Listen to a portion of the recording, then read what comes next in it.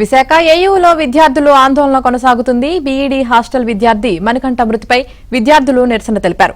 సకాలంలో వైద్యం అందలేదని, నిర్లక్ష్యంతో ప్రాణాలు కోల్పోయాడని విద్యార్థులు ఆరోపిస్తున్నారు. ఏయూ రిజిస్టర్ కార్యాలయం వద్ద బైఠాయించి విద్యార్థులు నిరసన తెలుపుతున్నారు. We are not fighting. We want policy. We are not fighting. We policy. We are not fighting.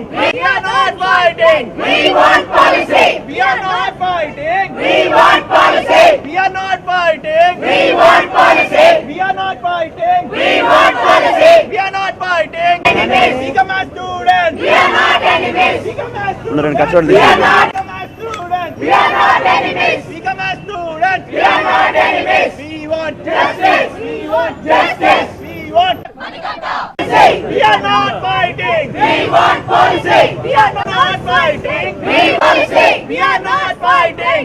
We are not fighting. We want policy. We are not fighting. We want policy. We are not fighting. We want policy. We are not fighting.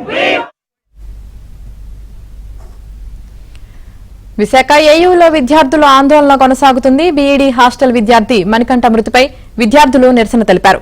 సకాలంలో వైద్యం అందలేదని, నిర్లక్ష్యంతోనే ప్రాణాలు కోల్పోయాడని విద్యార్థులు ఆరోపిస్తున్నారు. AU registrar కార్యాలయం వద్ద బైఠాయించి విద్యార్థులు నిరసన తెలుపుతున్నారు. ఇక దీనికి సంబంధించి పూర్తి సమాచారం మా ప్రతినిధి నాయుడు లైవ్ లో అందిస్తారు. నాయుడు, ప్రస్తుతం మన ఆంధ్ర యూనివర్సిటీ రిజిస్ట్రార్ కార్యాలయం వద్ద ఉన్నాం. ఇప్పుడు విద్యార్థులంతా కూడా ఆందోళన చేపడుతున్నటువంటి పరిస్థితి కనిపించింది. సో విద్యార్థులంతా కూడా రిజిస్ట్రార్ కార్యాలయాన్ని ముట్టడి చేసినటువంటి పరిస్థితి కనిపిస్తుంది. వీళ్ళు ప్రధానంగా ఏంటంటే, నేను బీఈడీ విద్యార్థి ఆంధ్ర యూనివర్సిటీలో సకాలంలో వైద్యం లేకపోవడంతో వాళ్ళంతా కూడా మృతి చెందినటువంటి పరిస్థితి. దీంతో వీళ్ళంతా కూడా యూనివర్సిటీ నిన్న ఆందోళన చేయడం జరిగింది. నిన్న వీసీ కార్యాలయాన్ని ముట్టడించారు. ఇప్పుడు ఈ రోజు వీళ్ళంతా కూడా ఇక్కడికి ఆల్రెడీ చేరుకొని ఆందోళన కొనసాగిస్తున్నటువంటి పరిస్థితి కనిపిస్తుంది. సో వీళ్ళు ప్రధాన డిమాండ్, యూనివర్సిటీలో సరైన స్టాఫ్ లేరు, సిబ్బంది లేరు. సో నిన్న డాక్టర్ లేకపోవడం వల్లనే ప్రస్తుతం అక్కడ విద్యార్థి చనిపోయారు. ఎందుకంటే ఏదైతే శాతవాహన హాస్టల్ ఉందో అది కూతవేటు దూరంలోనే హాస్పిటల్ ఉంటుంది. కానీ హాస్పిటల్లో సకాలం ఆక్సిజన్ కానీ డాక్టర్ కానీ సిబ్బంది లేకపోవడం కారణంగానే కేజీహెచ్కి తీసుకెళ్లేలోపు మృతి చెందినటువంటి పరిస్థితి ఉందని చెప్పి విద్యార్థులంతా కూడా ఆందోళన చేస్తున్నటువంటి పరిస్థితి. ఇప్పుడు ప్రస్తుతం వీళ్ళంతా కూడా ఆందోళన కొనసాగిస్తున్నటువంటి పరిస్థితి కనిపిస్తుంది. ఖచ్చితంగా ఏవైతే డిమాండ్లు ఉన్నాయి, గత కొంతకాలంగా కూడా యూనివర్సిటీలో సమస్యల పట్ల పూర్తి స్థాయిలో వాళ్ళు పట్టించుకోవడం లేదని చెప్పి వాళ్ళంతా కూడా ఆందోళన చేస్తున్నటువంటి పరిస్థితి కనిపిస్తుంది. ఇప్పుడు విద్యార్థులంతా కూడా నిన్న ఆందోళన చేయడం జరిగింది, ఈ రోజు కూడా ఆందోళన చేస్తున్నటువంటి పరిస్థితి. కొన్ని రోజుల క్రితం ఈ విద్యార్థులంతా కూడా కలెక్టరేట్ని కూడా ముట్టడించడం జరిగింది. వీళ్ళు ప్రధానంగా ఏంటంటే యూనివర్సిటీలో ఉన్నటువంటి సమస్యలను ఖచ్చితంగా పరిష్కరించాలని చెప్పి వీళ్ళంతా డిమాండ్ చేస్తున్నటువంటి పరిస్థితి. ఇప్పుడు విద్యార్థుల ప్రధాన డిమాండ్ ఏంటంటే, యూనివర్సిటీలో స్టాఫ్ లేరు, సిబ్బంది లేరు, అలాగే డాక్టర్లు కూడా పూర్తి స్థాయి లేకపోవడం వల్లే ఈరోజు ఇలాంటి పరిస్థితి వచ్చిందని చెప్పి వీళ్ళంతా కూడా చెప్తున్నటువంటి పరిస్థితి. ఇక్కడ విద్యార్థులు ఉన్నారు. ప్రధానంగా డిమాండ్ ఏంటి, ఏం కోరుతున్నారు? సార్, ఇప్పుడు మా ఫ్రెండ్ మణికంఠ చనిపోయింది మెడికల్ ఇష్యూ వాళ్ళు కాదండి, మెడికల్ నెగ్లిజెన్స్ వాళ్ళు చనిపోయాడండి.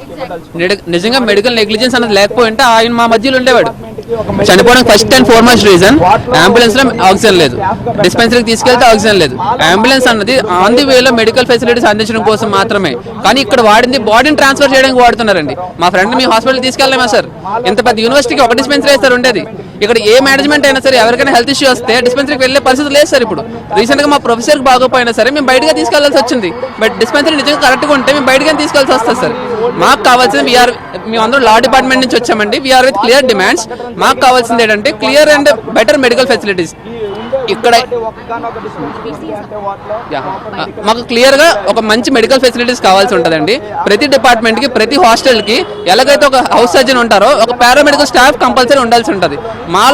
మాకు ట్రైనింగ్ ఇస్తే మా ఫ్రెండ్ని మేమే కాపాడుకుంటాం. మమ్మల్ని మేమే కాపాడుకోవడానికి మమ్మల్ని ట్రైన్ చేయమని చెప్తున్నాం. దాంతోపాటు